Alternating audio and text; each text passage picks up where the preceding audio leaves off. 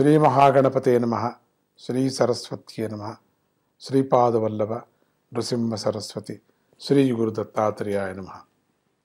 ನಾವು ಈಗ ಅರ್ಧಭಾಸುರನ ವಿಚಾರದಲ್ಲಿ ಇಬ್ಬರು ಮಾತಾಡಿಕೊಂಡು ಪೋಟಿ ಬಿದ್ದು ವರಗಳನ್ನು ಹೆಂಗೆ ಶಿವನು ಕೊಡ್ತಾನೆ, ವಿಷ್ಣು ಯಾವ ರೀತಿ ನಿವಾರಣೆ ಮಾಡ್ತಾನೆ, ಕಥೆಗಳೆಲ್ಲ ಉದಾಹರಣೆಗೆ ಏನೇನೋ ಹೇಳ್ಕೊಂಡು ಬಂದಿವಲ್ವಾ.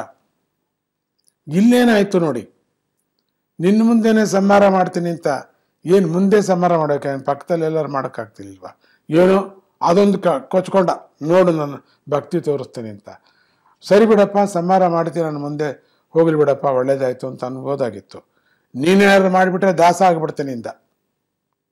ಇದು ಎಲ್ಲವೂ ಒಳ್ಳೆಯದಕ್ಕೆ ಜ್ಞಾಪಕ ಇಟ್ಕೊಳ್ಳಿ.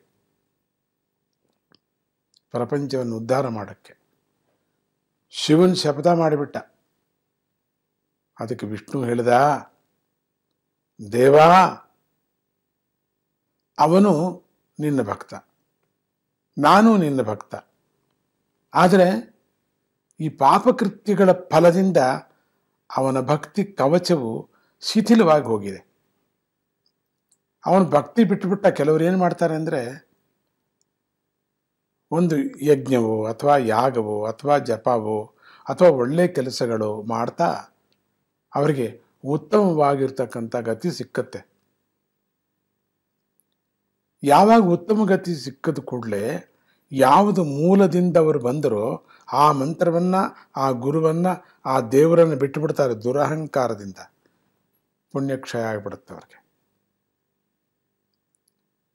ಗೂಡಾಕೋನಿಗೆ ಎಷ್ಟೊತ್ತು ಇರುತ್ತೆ, ಎಲ್ಲ ಹೊಟ್ಟೋಗ್ಬಿಡುತ್ತೆ. ಗೂಡಾಕಿ ಇರತಕ್ಕಂಥ ಹಣವನ್ನು ತಿನ್ನೋನಿಗೆ ಎಷ್ಟು ದಿನ ಇರುತ್ತೆ ಹಣ? ಅದು ಇರೋದಿಲ್ಲ, ಕರ್ಗೋಗುತ್ತೆ. ಅದಕ್ಕೆ ಮತ್ತೆ ಹಾಕ್ತಾ ಇದ್ದಾಗ ಮಾತ್ರ ತಾನೆ ಅದರ ಪಾಡ್ಗೆ ಅದಿರುತ್ತೆ, ಬೆಳ್ಕೊಂಡು ಹೋಗ್ತಾ ಇರುತ್ತೆ, ಬಡ್ಡಿಯೇ ಬರುತ್ತೆ. ಅದು ಬಿಟ್ಬಿಟ್ಟು ಕೂಡಾಕಿದ್ದನ್ನು ಕೂಡಿಟ್ಟದ್ದು ಕುಡಿಕೆ ಹಣನೂ ಸಾಲದು ಸುಮ್ಮನೆ ತಿನ್ಕೊಂಡ್ಬಿಟ್ರೆ ಏನಾಗಿರುತ್ತೆ? ಬರೀ ಮಡಿಕೆ ಆಗಿಬಿಡುತ್ತೆ ಅಲ್ಲಿ.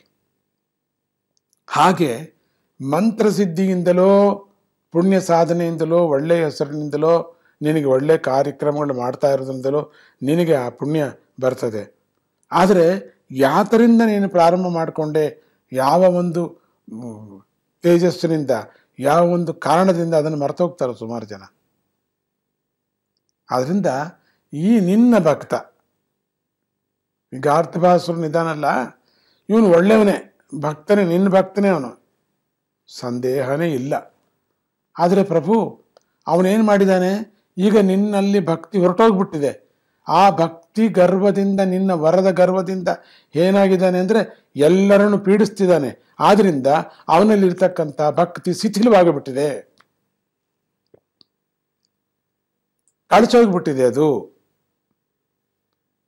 ನೀನು ಮಾಡಿದ ಪ್ರತಿಜ್ಞೆಯಿಂದ ನನ್ನ ಭಕ್ತಿ ಇಮ್ಮಡಿಯಾಗಿದೆ. ಈಗ ಸಾಕು, ನೀನು ಮಾಡಿದ ಪ್ರತಿಜ್ಞೆ ನನ್ನದು ಸತ್ಯವಾಯಿತು ಅಂತ ಗೊತ್ತಾಗ್ತಿದೆ. ಇನ್ನು ನನ್ನ ಪ್ರತಾಪವನ್ನು ತೋರಿಸ್ತಾ ಇದ್ದೀನಿ ನೋಡು ಅಂತ ಆರ್ಭಾಟನೆ ಮಾಡ್ತಾ ಹೊರಟನಂತೆ. ಹಾಗೆ ಗಾರ್ಧಭಾಸುರನ ಹತ್ತಿರ ಹೋಗುವಷ್ಟರೊಳಗೆ ಒಬ್ಬ ಸುಂದರಾಂಗಿಯಾಗಿ ಬದಲಾದ ವಿಷ್ಣುಮೂರ್ತಿ ಕಥೆನೇ ಇದು. ಪುಂಸಾ ಮೋಹನಾಂಗ ರೂಪಾಯ, ಅವನಷ್ಟು ಸುಂದರವಾದ ರೂಪ ಇನ್ನಿಲ್ಲವೇ ಇಲ್ಲ ಅಂತ ಪುರಾಣಗಳಲ್ಲಿ, ನಮ್ಮ ಕಥೆಗಳಲ್ಲಿ ಹೇಳ್ಕೊಂಡು ಬರ್ತಾರೆ. ಅದ್ಭುತವಾದಂಥ ಮೋಹನ ರೂಪ ಶ್ರೀಕೃಷ್ಣ ಲೀಲೆಯಲ್ಲೇ ಹೇಳುವ ಹಾಗೆ. ಪುಂಸ ಮೋಹನಾಂಗ, ಎಲ್ಲ ರೂಪಗಳನ್ನು, ಎಲ್ಲ ವಸ್ತುಗಳನ್ನು ಆಕರ್ಷಣೆ ಮಾಡತಕ್ಕಂಥ ಸುಂದರವಾದ ರೂಪ. ಅದು ವರ್ಣನೆ ಮಾಡೋಕ್ಕೆ ಆಗಲ್ಲ ಬಿಡಿ, ಯಾವುದಕ್ಕೂ ಸಿಕ್ಕಲ್ಲ. ಸುಂದರಾಂಗಿಯಾಗಿ ಬಂದ್ಬಿಟ್ಟ, ಬದಲಾವಣೆ ಮಾಡಿಕೊಂಡು ತನ್ನ ರೂಪವನ್ನು. ನಾವು ಎಷ್ಟೋ ಕಡೆ ವಿಷ್ಣು ಸುಂದರ ರೂಪ ತಗೊಂಡು ಬಂದ, ನಾವು ಅಮೃತವನ್ನು ಹಂಚುವಾಗಲೂ ಬಂತು ಅಂತ ಹೇಳ್ತೀವಿ ನಾವು. ಇಷ್ಟೇ ಯಾಕೆ, ಈಗ ತಾನೇ ನಿನ್ನೆ ಮೊನ್ನೆ ಕೇಳಿದ್ರಲ್ಲ, ಆ ಭಸ್ಮಾಸುರನ ಕಥೆನೂ ಕೇಳಿದ್ರಲ್ವ, ಆ ಥರ. ಹಾಗೆ ವಿಷ್ಣು ಬರ್ತಾ ಇದ್ದಾನೆ, ಯುದ್ಧ ಮಾಡಬೇಕು ಅಂತ ಕಾಯ್ತಾ ಇದ್ದ ಗಾರ್ಧಭಾಸುರ ಮರ್ತೋಗ್ಬಿಡ್ತವನಿಗೆ. ಯಾಕೆ? ಆ ಸುಂದರಿಯನ್ನು ನೋಡ್ತಾ ಹಾಗೆ ಮೈ ಮರೆತು ನಿಂತು ಬಿಡ್ತಾನೆ. ಅಲ್ಲ, ಇವನು ಹೊರಟದ್ದೇ ಬೇರೆ, ಮಧ್ಯದಲ್ಲಿ ಅವಳು ಸಿಕ್ಬಿಟ್ಲು, ಅವಳು ಬರ್ತಾಳೆ ಅಂತ ಮರ್ತು ಬಿಡೋದು ಇವನು ಯುದ್ಧನ.